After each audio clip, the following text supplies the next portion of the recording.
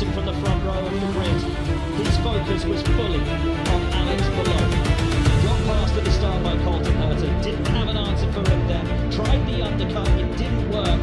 Tried the undercut again, and now he's under massive pressure from Callum Ilott on the run down to 11, and Ilott has a look up the inside and thinks better of it.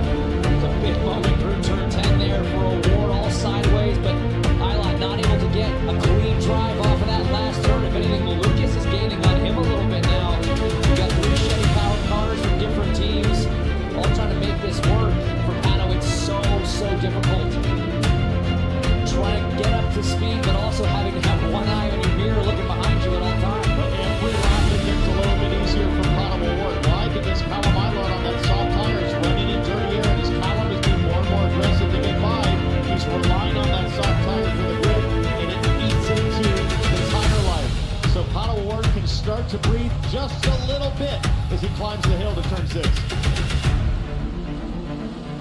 With these strategies kind of split like this has put a lot of the field at the front right now into that danger zone. If a caution were to come out, you could have an interesting situation where a lot of those lead cars would have to win. You have a guy like INDYCAR cycle his way up to the front.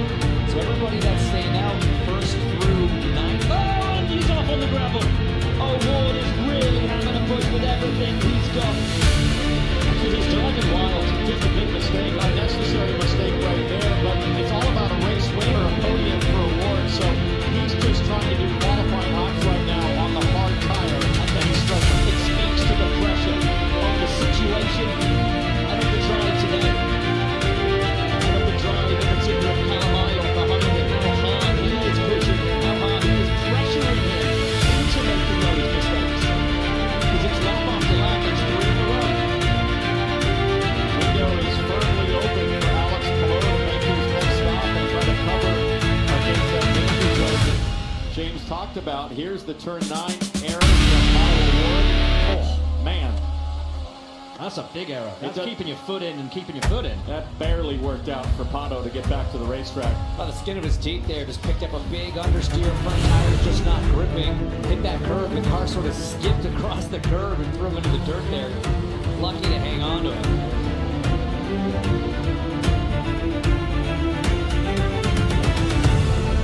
So as this battle rages on, I'm keeping my eyes to the lap times of the two leaders, Palou and Herta. We were sort of talking about the comparison between what times they could each run in that clean air. Cole has pulled the gap down a little bit, but right now it's still within a tenth of a second they're able to run. So Herta not enjoying the advantage on those softs that Palou had when the situation was reversed. So Palou still sitting very free right now, provided a caution doesn't come out at this moment.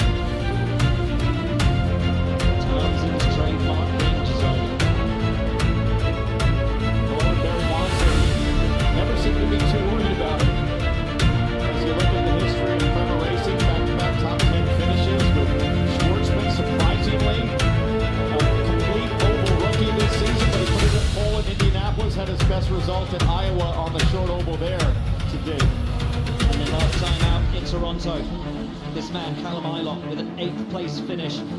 It is starting to make sense for Prema. There's a team with 40 years of experience of racing, but even last year in the Formula 2, the championship, which they knew about, it took them half a season to fully understand and unlock the potential in the car. This, a completely different challenge for them in the NTT INDYCAR series, but after half a season, you just feel they're starting to get it, they're starting to make strides forward. Herta still within 5 seconds of Alex Palou, but wow, at the almighty gap that exists back to Joseph Newgarden. There he is. There's some full credit to Colton Herta. He's the only guy right now that's able to even hold a steady gap with Alex Palou. It's been about 5 seconds. No, he got back on pit lane, still never got back on pit lane. Carl Berger back on pit lane. That's a short stint for all three of those drivers.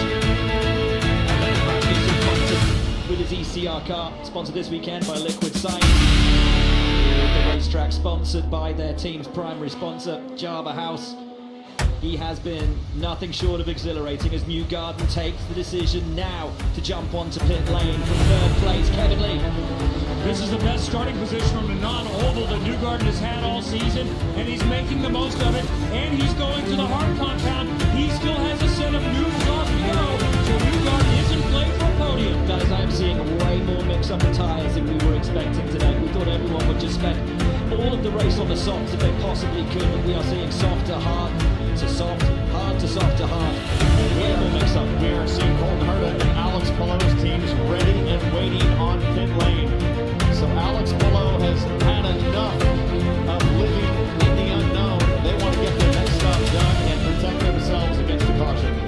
Great spot. Out of the commentary booth, and here he comes into pit lane now. Race leader, championship leader, Alex Palou pulls the pin now, and Jack Harvey will be waiting for him. I am Will, and as Townsend said, they want to cover against any potential yellow. They're so nearly got caught out by that incident with Rinus VK. The U-Soft is going to be going on. As always, this looks like a really clean stop for the 10. Georgia, what's happening where you are? The 26 did 26 laps on the scuffed reds. They're going to do more of the same this time. They're going to put scuffed reds right back on, a tear off, and it looks like a part actually broke away from the 26 car, but he's down. Slight delay on the front right, looked like the wheel nut just fell off. They got that back on in time. Below comes out, that's Will Power just riding through Felix Rosenquist behind him. And Power now moves into the de facto lead of this race, but needs to make another stop. Herta still about that 5-second gap to Alex Palou. So it's as you were at the front once Power takes his stop. He's the Penske man who leads this race. The Penske man who has the pressure on his shoulders over his future in this championship. The thing is doing, I gotta say, I think he's doing everything right. He's driving brilliantly right now. He's doing all the Lee Penske on so many weekends, still the talisman leader for that team. I can't imagine the season that we would see Penske not with Will Power. That day will of course come, but will it be next season? Number 12 team sits ready on pit lane. There goes Will Power, giving Alex Palou the best view in the house once again. Palou will have the best view of the house, but he will also have his mirrors increasingly full. Herta has cut the gap back to around 4 seconds.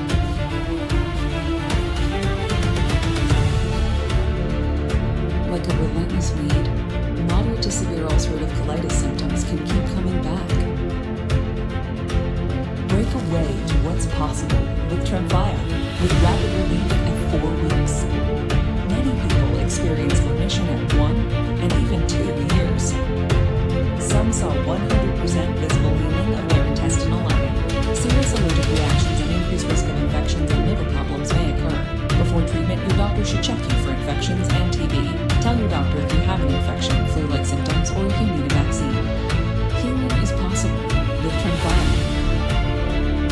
Tremfya is now approved for Crohn's disease.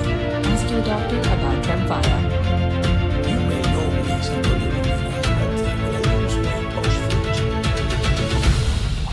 I feel like Antonio Banderas. Well, I hear you, brother. Because when I use my boss power tools, I feel like the Macho Man Randy Savage. You dig it? Phenomenal appliances. Powerful power tools. Phenomenal appliances. Powerful power tools. Watch this. The more you wash, the more you feel like a boss.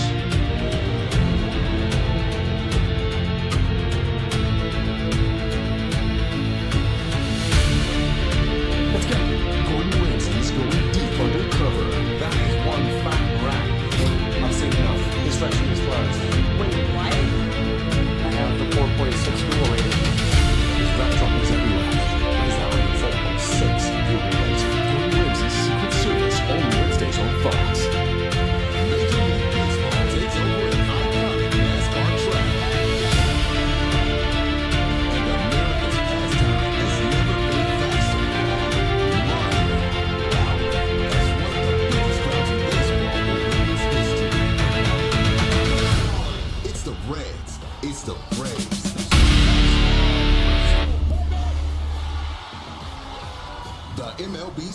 Classic, Saturday at 6 Eastern on Fox. Jessica Fletcher. Lieutenant Plum, I'm working on a case. Are you in trouble? Edgecombe. Which word below doesn't have an identical match? 50% of the people we polled answered that correctly. If you got that wrong, welcome to the Dumb Half. Don't miss TV's funniest game show. You're a correctional officer. Yes. You want to correct your answer? Joel Raquel hosts the 1% Club, all Tuesdays on Fox.